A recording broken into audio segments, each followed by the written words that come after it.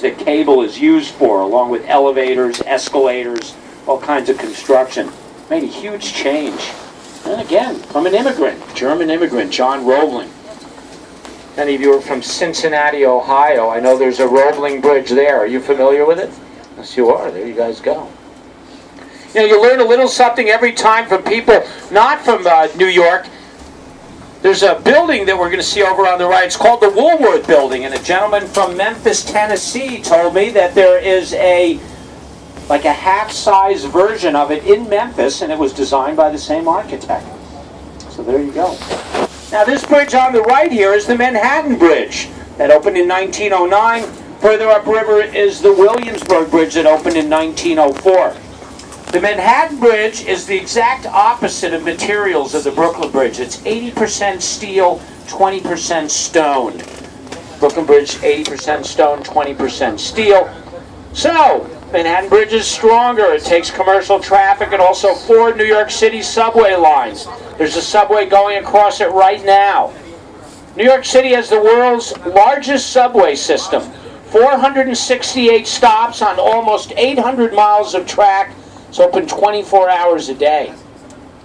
You know, I used to say 365 days a year, but I can't say that anymore because actually each of the last 2 years we had to close the subway system down. And both of them were because of hurricanes. And you probably know both their names. Most recently Sandy. Year before is the lovely Irene. Thank you, ladies. Thanks for coming by. Thanks for messing my power up for 11 days. I actually live about 30 miles north of here in a town called Ossining. The problem is, if you're not in Manhattan, people lose power because power lines come down. That's like the first casualty of these storms. If you get the opportunity, walk over the Brooklyn Bridge. It's spectacular. There have been people walking over it all day. When you walk over the bridge, the cars and the traffic are below you. Most bridges, you walk alongside the traffic. Brooklyn Bridge, as you walk over, the traffic is below you. It's great. From the beginning, it was designed that way. It's how Roebling wanted it. You know, back in the late 19th, early 20th century, that was considered recreation.